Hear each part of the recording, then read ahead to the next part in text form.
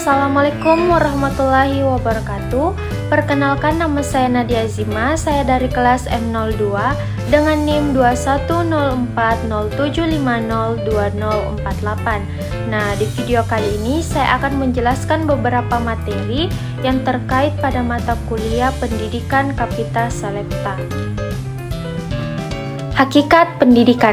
Menurut Ki Hajar Dewantara, pendidikan merupakan menuntun segala kekuatan kodrat yang ada pada anak-anak itu, agar mereka sebagai manusia dan sebagai anggota masyarakat dapatlah mencapai keselamatan dan kebahagiaan setinggi-tingginya.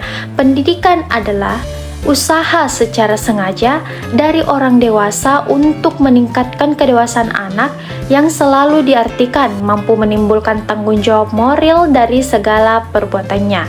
Undang-Undang Republik Indonesia Nomor 20 Tahun 2003 tentang Sistem Pendidikan merupakan usaha sadar dan terencana untuk mewujudkan suasana belajar dan proses pembelajaran agar peserta didik secara aktif mengembangkan potensi dirinya untuk memiliki kekuatan spiritual, keagamaan, pengenalan diri, kepribadian, kecerdasan, akhlak mulia, serta keterampilan yang diperlukan dirinya, masyarakat, bangsa, dan negara. Asas-asas perlunya pendidikan bagi manusia yaitu: yang pertama, potensialitas, yang kedua, dinamika, yang ketiga, individualita, yang keempat, sosialitas, dan yang terakhir, yang kelima, asas moralitas. Hubungan pendidikan martabat dan hak asasi manusia. Pendidikan merupakan tempat untuk membentuk citra baik dalam diri manusia agar berkembang seluruh potensinya. Martabat. Menurut Transmagnis, martabat berarti derajat atau pangkat manusia sebagai manusia yang membedakannya dari makhluk lain di bumi. Hak asasi manusia. Hak asasi manusia adalah hak dasar yang dimiliki oleh setiap manusia, telah dibawa sejak lahir dan melekat pada diri manusia. Hubungan pendidikan dengan martabat manusia. Hakikat, tugas, dan tujuan hidup manusia tiada lain adalah menjadi manusia. Tugas dan tujuan hidup manusia adalah membangun dirinya menjadi manusia ideal. Hubungan antara pendidikan dan HAM. Pendidikan sebagai upaya agar manusia memperoleh hak-haknya yang asasi. Masalah pokok mengenai pendidikan ialah bagaimana individu memperoleh hak-hak asasinya. Negara menjamin berkembangnya hak-hak individu tersebut. Hakikat, jenis, fungsi, dan dampak tripusat pendidikan. Tripusat pendidikan adalah istilah dalam bidang pendidikan yang berarti memberdayakan sinergitas lingkungan keluarga, sekolah, dan masyarakat. Hakikat, tripusat lingkungan pendidikan adalah 3 pusat lingkungan atau pendidikan, yaitu lingkungan rumah tangga, sekolah atau madrasah, dan masyarakat yang memberi pengaruh terhadap pendidikan Islam. Pendidikan keluarga, pendidikan sekolah, pendidikan masyarakat. Fungsi. Ada 3 fungsi tripusat dalam pendidikan, yaitu: yang pertama, fungsi keluarga dalam pendidikan, fungsi sekolah dalam pendidikan, dan yang ketiga, fungsi masyarakat dalam pendidikan. Dampak dapat menjadikan anak memiliki kepribadian yang utuh dan bertanggung jawab. Anak akan memiliki profesionalisme yang merupakan modal utama untuk terjun ke masyarakat. Fungsi, tujuan, dan karakteristik pendidikan SD. Pengertian. Pendidikan sekolah adalah pendidikan anak yang berusia 7-13 tahun sebagai pendidikan di tingkat dasar yang dikembangkan sesuai dengan satuan pendidikan, potensi daerah, dan sosial budaya. Fungsi. Menurut Muhammad Ali dalam bukunya, fungsi dari pendidikan dasar adalah dengan pendidikan dasar dapat memberikan dasar-dasar untuk dapat mengikuti pendidikan pada tingkat selanjutnya. Karena pada hakikatnya keberhasilan mengikuti pendidikan di sekolah menengah serta perguruan tinggi banyak dipengaruhi oleh keberhasilan dalam mengikuti pendidikan dasar. Tujuan. Pendidikan dasar bertujuan untuk memberikan bekal kemampuan dasar kepada siswa untuk mengembangkan kehidupan pribadi dan anggota masyarakat. Karakteristik siswa atau murid SD, anak-anak yang belajar mulai dari usia 6-12 tahun yang berbeda dengan usia siswa pada satuan pendidikan lainnya. Kurikulum sekolah dasar mempunyai tujuan khusus, yaitu untuk mengembangkan kemampuan dasar anak SD. Peranan guru, orang tua, dan masyarakat dalam pendidikan sekolah dasar. Peranan guru dalam pendidikan sekolah dasar, menurut Yestiani, dalam kegiatan belajar mengajar, guru memiliki peran yang cukup penting untuk membuat ilmu-ilmu yang diajarkan dapat diterima oleh siswa-siswa yang ada. Tak hanya berperan untuk mengajarkan ilmu-ilmu saja, banyak sekali peran guru dalam proses pembelajaran. Peran guru dalam proses belajar mengajar. Guru sebagai pendidik, pengajar, sumber belajar, fasilitator, pembimbing, demonstrator, pengelola, penasehat, inovator, dan lain-lain.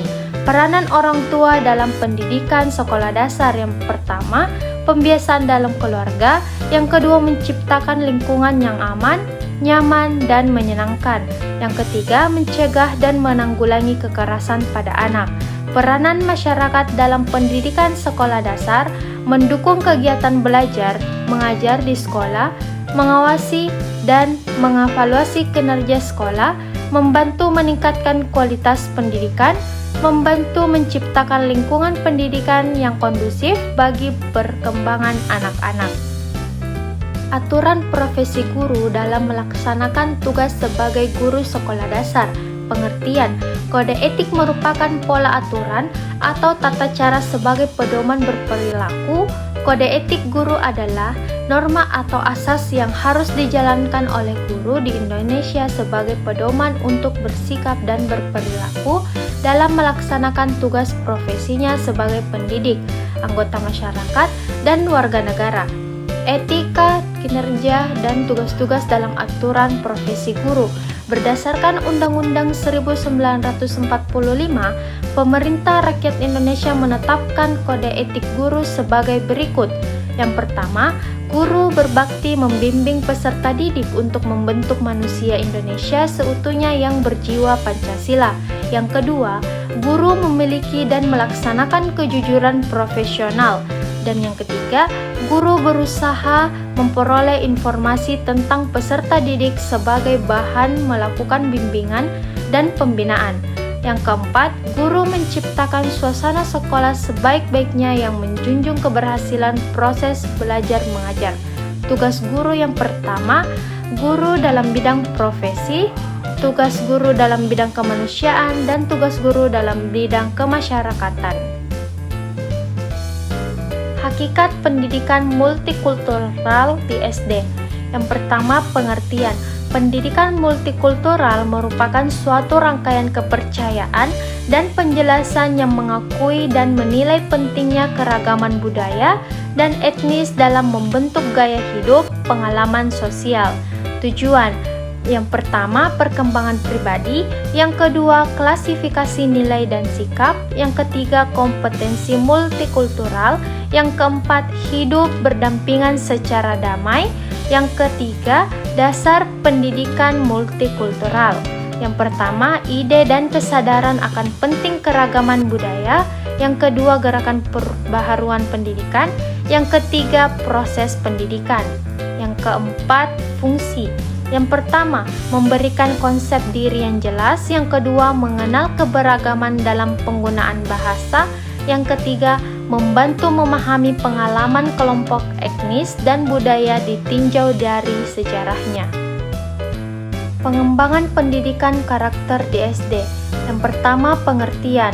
Karakter merupakan nilai-nilai perilaku manusia yang berhubungan dengan Tuhan Yang Maha Esa, diri sendiri, sesama manusia, lingkungan, dan kebangsaan yang terwujud dalam pikiran, sikap, perasaan, perkataan, dan perbuatan berdasarkan norma-norma agama, hukum, tata krama, budaya, dan adat istiadat.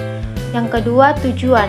Yang pertama, menumbuhkan sikap atau sifat yang baik pada diri anak. Yang kedua, membiasakan siswa berperilaku terpuji. Yang ketiga, mengembangkan lingkungan sekolah yang aman, jujur, dan bersahabat. Yang ketiga, peranan sekolah dan guru. Peran sekolah, semua warga sekolah yang terlibat dalam pengembangan karakter pada hakikatnya adalah usaha membangun karakter peserta didik. Peranan guru sebagai inspirator, motivator, dinamisator, dan evaluator. Yang keempat, pengembangan pendidikan karakter di SD. Yang pertama, kurikulum. Yang kedua, bahan ajar. Yang ketiga, ekstrakurikuler. Dan yang keempat, budaya sekolah. Proses belajar anak usia sekolah dasar. Belajar adalah proses internal yang tidak dapat diamati secara langsung dalam kemampuan seseorang untuk bertingkah laku dan berbuat dalam situasi tertentu. Prinsip-prinsip belajar yang pertama harus dengan rencana yang teratur, yang kedua harus dengan disiplin, yang ketiga harus dengan minat, yang keempat harus dengan pengertian, yang kelima harus dengan tujuan yang jelas. Tahap-tahap perkembangan belajar anak sekolah dasar memperhatikan tahapan perkembangan berpikir tersebut. Kecenderungan belajar anak usia sekolah dasar memiliki 3 ciri, yaitu yang pertama konkret, yang kedua integratif, dan yang ketiga hierarkis. Implikasi karakteristik proses belajar anak SD. Pada pembelajaran anak SD atau MI diharapkan dapat mempertimbangkan karakteristik pembelajaran anak SD atau MI yang secara garis besar pembelajarannya harus memiliki sifat berikut. Yang pertama, aplikatif, yang kedua enjoyable, dan yang ketiga mudah ditiru.